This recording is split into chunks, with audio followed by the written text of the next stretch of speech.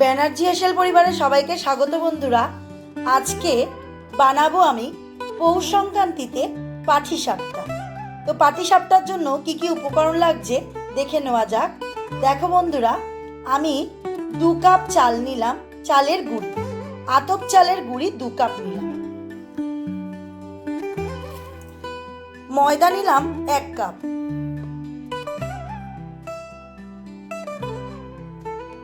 চাই কাপের থেকে একটু বেশি চিনির গুঁড়ো অ্যাড করেছি। সুজি দিয়ে দিলাম 1/2 কাপ।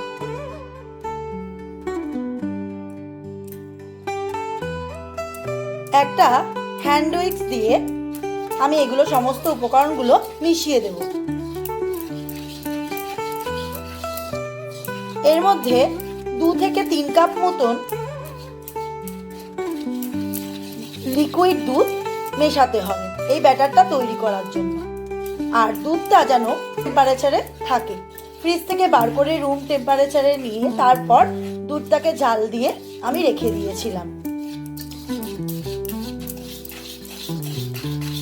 আর একটু এর মধ্যে দিয়ে দেবো সামান্য নুন, দিয়ে দিলাম 1 চিমটি নুন।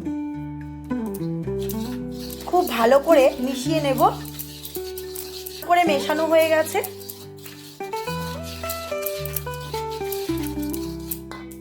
এবার এর মধ্যে অল্প অল্প করে দুধ মেশাতে থাকবে। দুধটা যেন কখনোই একেবারে ঢেলে দেবেন না, তাহলে কিন্তু ব্যাটারটা তৈরি হবে না। অল্প অল্প করে দুধ দিয়ে মেশাতে হবে।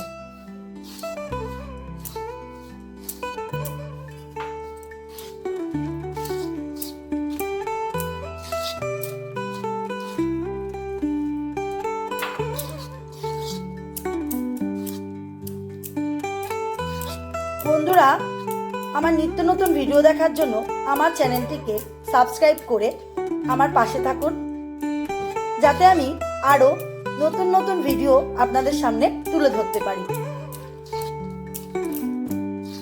আর বন্ধুদের মধ্যে শেয়ার করে দেবেন, যাতে আমার ভিডিও অনেকের কাছে পৌঁছে যেতে পারে।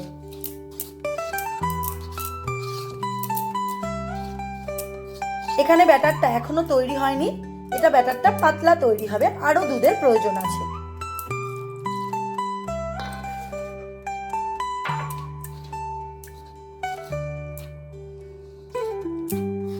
আমার এখানে প্রায় 3 কাপ মতন দুধের প্রয়োজন হলো।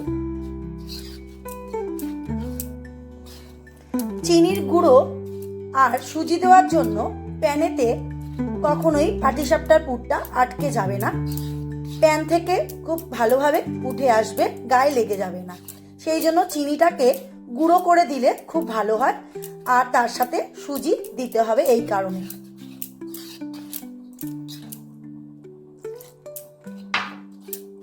আধ ঘন্টা মতন রেস্টে রেখে দেব। দুধটা ফুটতে ফুটতে আমি এর মধ্যে একটু এলাচ দিয়ে দিলাম। এলাচটাকে ভেঙে গুঁড়ো করে এর মধ্যে দিয়ে দিলাম। তাতে কি হবে, গন্ধটা খুব সুন্দর বেরোবে। এবার দিয়ে একটু ভালো করে ফুটিয়ে নিয়ে ঠান্ডা করে তারপর আমি এর মধ্যে গুড় মিশিয়ে দেব, আর গ্যাসটাকে বন্ধ করে দেব। তখন বন্ধ করে দিয়েছি। দেওয়ার পর দুধটা একটু সামান্য ঠান্ডা হওয়ার পরে আমি এর মধ্যে মিশিয়ে দেব গুড়।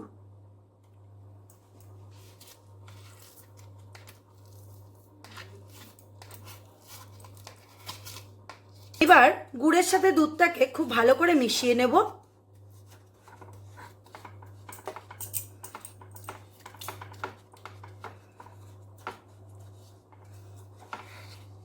এবার আমি খুব ভালো করে মিশে গেলে গ্যাসটাকে অন করে দেব।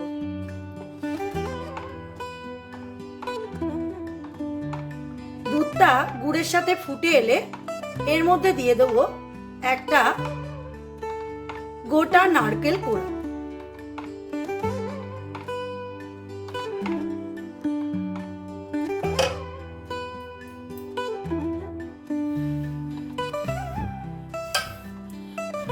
খুব ভালো করে ফুটে গেছে। এবার আমি দিয়ে দেবো এর মধ্যে নারকোল কোড়া, একটা গোটা সাইজের নারকোল কুড়িয়ে নিয়েছিলাম, এর মধ্যে দিয়ে দিলাম। গ্যাসের ফ্লেমটাকে লোতে রেখে আমি এটা খুব ভালো করে পুরটা তৈরি করে নেব। দেখো বন্ধুরা, আমি এটা 10 মিনিট মতন ভালো করে জাল দিয়ে নিয়ে এরকম গায়ে মাখা হয়েছে। যখন দেখবে প্যান থেকে ছেড়ে যাচ্ছে তখন বুঝতে হবে আমার পুরটা রেডি হয়ে গেছে, পুরো শুকনো হয়ে গেছে দুধটা।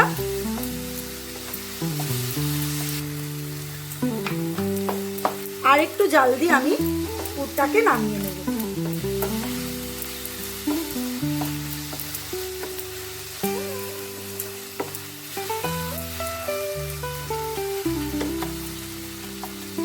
খুব শুকনো শুকনো করব না, আমি এরকমই পুরটাকে রেখে এবারে আমি নামিয়ে নেব। পুরটা আমার রেডি হয়ে গেছে। ব্যাটারের ঘনত্বটা দেখো বন্ধুরা, আমি আধ ঘন্টার উপরে রেস্টে রেখে দিয়েছিলাম, তারপরে একটু শক্ত শক্ত মতন, একটু টাইট টাইট মতন ব্যাটারটা হয়েছিল। আমি এর মধ্যে একটু 1.5 কাপ মতন দুধ দিয়ে এটাকে একটু পাতলা করে নিয়েছি। ঠিক এই রকম ঘনত্বটা হবে। আমি তাওয়াটাকে হাই ফ্লেমে ভালো করে গরম করে নিয়েছি, তারপর আমি লো ফ্লেম করে এর মধ্যে একটু ঘি দিয়ে আমি ব্রাশ করে নিচ্ছি। এখানে রিফাইন তেলও ব্রাশ করা যেতে পারে। ঘিয়ের গন্ধটা যেহেতু সুন্দর, সেই কারণে আমি ঘি ব্যবহার করলাম। এবার দিয়ে দেবো 1 হাতা, এই হাতার 1 হাতা দিয়ে দিলাম। দিয়ে খুব ভালো করে এই রকম করে গোল করে নেব।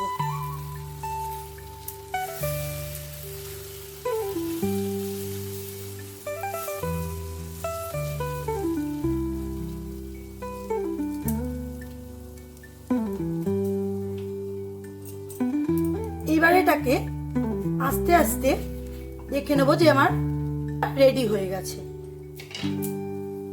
এইবার আমি এখানে পুরটাকে দিয়ে দেব।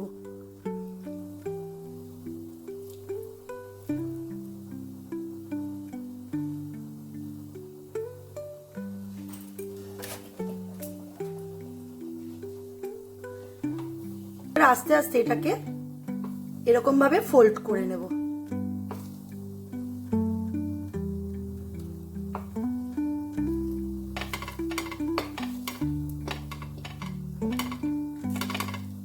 ঘি ব্রাশ করে নেব।